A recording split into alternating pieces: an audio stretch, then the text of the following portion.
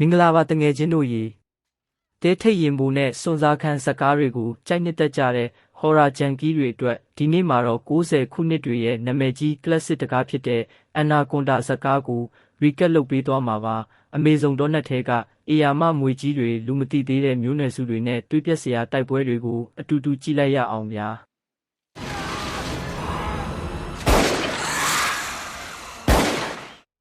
ဇလန်းကတော့မှတ်တမ်းတင်ရိုက်ကူးရေးအဖွဲ့တစ်ဖွဲ့ကနေစတင်ခဲ့ပါတယ်။အဖွဲ့ကိုဦးဆောင်သူကတော့အောင်မြင်လို့စိတ်ပြင်းပြနေတဲ့ဒါရိုက်တာ Terry Flores ပါသူတို့ရဲ့ရည်မှန်းချက်က Amazon.net ထဲမှာပုံကွယ်နေတဲ့ Shiri Sharma လူမျိုးစုကိုရှာဖွေပြီးမှတ်တမ်းတင်ဖို့ပါအဖွဲ့ထဲမှာတော့ကင်မရာမင်းဒန်နီမနုသဗေဒပညာရှင်ဒေါက်တာကာလီတို့အပါအဝင်အဖွဲ့သား6ယောက်ပါဝင်ပါတယ်။သူတို့ခီးသွားနေတုန်းလမ်းမှာတင်မောပြက်ပြီးတောင်တင်နေတဲ့ပေါ်စာရုံးဆိုတဲ့လူတစ်ယောက်ကိုကယ်တင်လိုက်မိပါတယ်။သူဟာအရင်ကဖုန်းကြီးဟောင်းတစ်ယောက်ဖြစ်ပြီးဒီဒေတာအကြောင်းကျွမ်းကျင်တဲ့လမ်းပြပေးနိုင်တယ်လို့ပြောခဲ့တာပါ။ဒါပေမဲ့ဒါဟာသူတို့အဖွဲ့အတွက်အကြီးမားဆုံးအမှားတစ်ခုဖြစ်လာပါတော့တယ်။ခီးလမ်းမှာဒေါက်တာကာလီတယောက်ရေအောက်ထဲကအဆိပ်ရှိတဲ့တတဝါကိုက်ခံရပြီးသတိလစ်သွားတဲ့အခါစာရုံးကသူ့ရဲ့တကယ်မျက်နှာဖုံးကိုစတင်ချို့လိုက်ပါတယ်။သူဟာဆေးရုံအမြန်ပို့ဖို့လမ်းပြပေးမယ်လို့အကြောင်းပြပြီးတင်မောကိုသူလိုချင်တဲ့အေယာမအနာကွန်ဒါမွေကြီးရှိရာဘက်ကိုလှည့်မောင်းသွားပါတော့တယ်။စာရုံးရဲ့ရည်ရွယ်ချက်ကဒေါ်လာတန်းချီတန်တဲ့မွေကြီးကိုအရှင်ဖမ်းဖို့ဖြစ်ပြီးအဖွဲ့သားတွေရဲ့အသက်ကိုတော့သူဂရုမစိုက်ပါဘူး။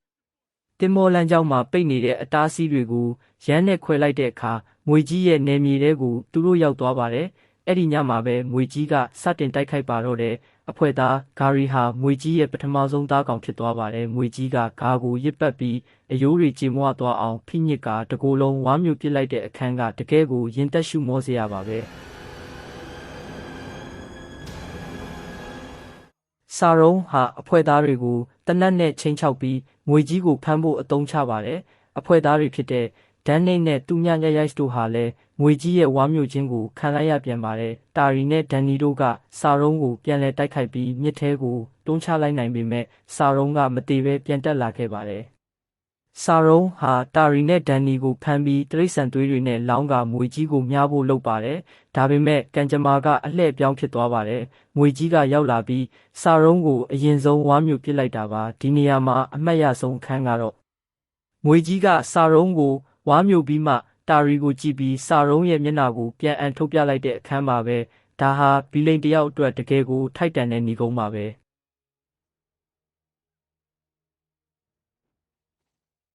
နောက်ဆုံးမှာတော့တာရီနဲ့ဒန်နီတို့ဟာစက်ရုံဟောင်းတစ်ခုထဲမှာမွေကြီးနဲ့အသေးလဲတိုက်ခိုက်ရပါတယ်သူတို့ဟာမီးနဲ့ပောက်ကွဲစေတဲ့ပစ္စည်းတွေကိုတုံးပြီးမွေကြီးကိုအနိုင်ယူလိုက်ပါတယ်ရှင်ကျန်ရစ်သူတွေဟာသူတို့ရှာနေတဲ့ရှီရီရှာမာလူမျိုးစုကိုလည်းမထင်မှတ်ဘဲတွေ့ရှိသွားပြီးမှတ်တမ်းတင်ဗီဒီယိုကိုရိုက်ကူးရင်းအောင်မြင်စွာခီးဆုံးခဲ့ပါတော့တယ်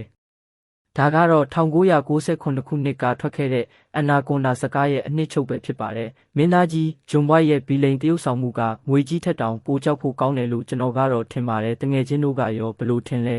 ။ကွန်မန့်မှာရေးပေးသွားဦးနော်။နောက်ထပ် recap ဗီဒီယိုတွေကြည့်ဖို့အတွက် like နဲ့ subscribe လုပ်ထားဖို့မမေ့နဲ့ဦးနော်အားလုံးပဲတာယာတဲ့နေ့လေးဖြစ်ပါစေ။